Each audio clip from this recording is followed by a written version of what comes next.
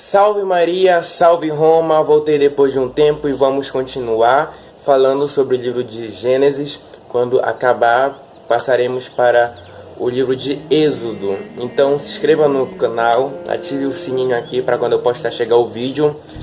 E comente aqui se tá legal, se as informações estão boas, se vocês querem mais para poder continuar. Vamos lá? Hoje nós vamos falar sobre o paraíso terrestre.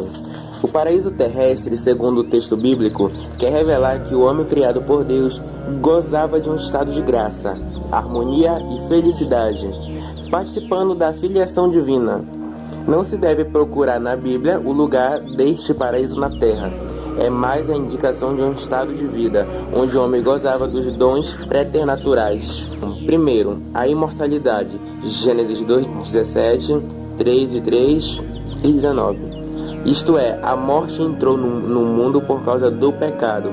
Sem este, o homem não morreria de maneira dolorosa como hoje ocorre. 2. A impassibilidade, ou ausência de sofrimento, pois sofrimento é consequência do pecado. Gênesis 3:16 e Romanos 6:23. 3. A integridade, isto é, estaria livre da concupiscência da carne, tipo tendência ao pecado. Gênesis 2:25, 3:17 ao 11. Os seus instintos estavam submersos à razão e à fé. 4. Ciência moral infusa, que os tornava aptos a assumir as suas responsabilidades diante de Deus. O Gênesis fala de duas árvores, a da ciência do bem e do mal e a da vida. Gênesis 2:9. A árvore era um símbolo religioso muito frequente na antiguidade. E o próprio Jesus muito usou desta imagem. Eu sou o tronco, vós os ramos. João 15. A árvore da ciência do bem e do mal simboliza que o homem deveria submeter-se à vontade do seu Criador, mesmo sem compreender os pormenores conhecidos só por Deus. Quanto à árvore da vida, pode-se crer que ela dava ao homem o fruto da vida perpétua, ou o sacramento da imortalidade. O homem saberia assim que a imortalidade é um dom de Deus. Sobre o pecado original. O livro da sabedoria nos revela que Deus criou o homem para a imortalidade e que é por causa da inveja de Satanás que a morte entrou no mundo. Sabedoria 2:23 ao 24. E Jesus, referindo-se ao Gênesis 3, chama Satanás de homicida desde o princípio, mentiroso e pai da mentira. João 8:44.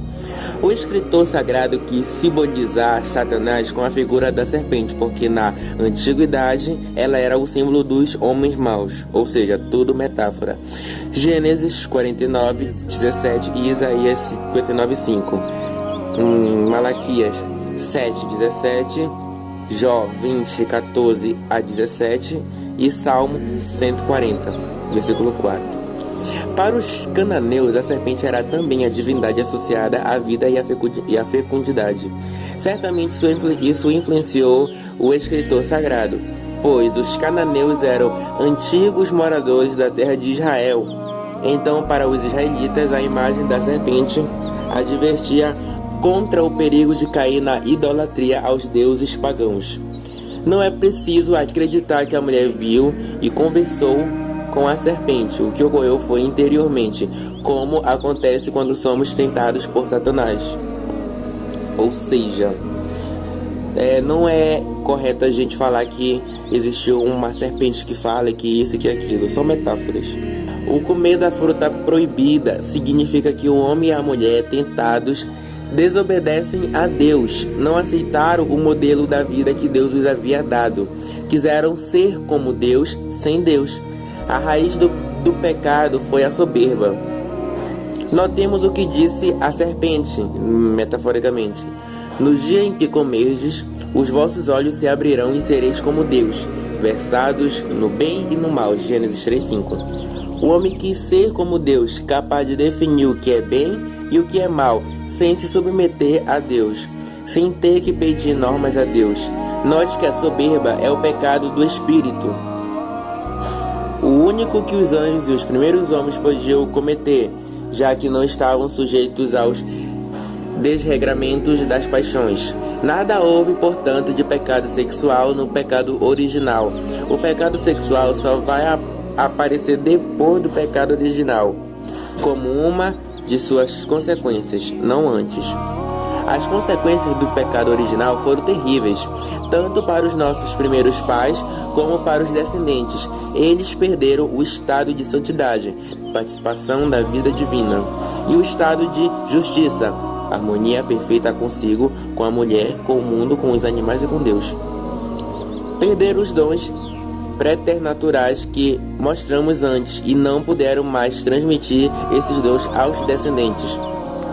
Podemos falar que esses são os dons parapsicológicos, né? Adão e Eva tinham domínio sobre esses fenômenos, porém com o pecado original não temos mais esse domínio e todo fenômeno inconsciente é incontrolável. Logo, o pecado original que nascemos com ele é um pecado de carência e não um pecado de culpa. Por isso Jesus veio nos salvar gratuitamente. Segundo Gênesis, o pecado causou também a desarmonia do mundo em que o homem vive e é seu senhor. Tendo se rebelado contra Deus, o homem sente a rebelião das criaturas inferiores que lhe foram submissas por Deus.